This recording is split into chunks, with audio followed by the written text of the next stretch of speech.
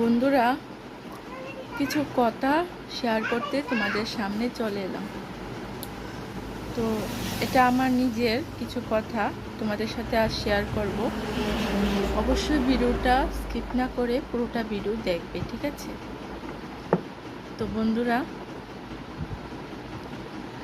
কালকে আমি কোনো পোস্ট দিতে পারিনি। একটা পোস্ট হয়তো দিয়েছিলাম দুপুরবেলা, একটা পোস্ট দিয়েছিলাম, তারপর আর কোনো পোস্ট দিতে পারিনি। কারণ হয়েছে যে কাল রাতে আমার যা অবস্থা হয়েছে, মানে না শরীর জানি কী করে, আর বমি আর মাথা ব্যথা, আর মানে প্রচণ্ড শরীর খারাপ ছিল। তো কাল বিকাল থেকেই কিন্তু আমার শরীরটা এরকম আসছিল। তো রাত্রিবেলা প্রচণ্ড বেশি হয়েছে। তো তারপর এক দুবার বাইরে গেছি, বাইরে থেকে আইসি, শরীরটা এত খারাপ লাগছিল, মানে শুধু বমি আর বমি, এত খারাপ। এই লেগা হয়তো তোমরা মাঝে আইতে পারছি না, কোনো ভিডিও পোস্ট করতে পারছি না। তো ভিডিও আর কি, অনেক সময় মানে শরীরটা যদি অসুস্থ হয় তাহলে মনে মনে ভাবি যে আগে যখন শরীর অসুস্থ মানে হইতো, কিংবা একটু জ্বর হইতো, সর্দি হইতো, কাশি হইতো, কিংবা একটু অসুস্থ হইতাম, তখন মানে আমার বাবা কইতো যে তাড়াতাড়ি ডাক্তার কাছে নিয়ে যাও, তাড়াতাড়ি ডাক্তার কাছে নিয়ে যাও।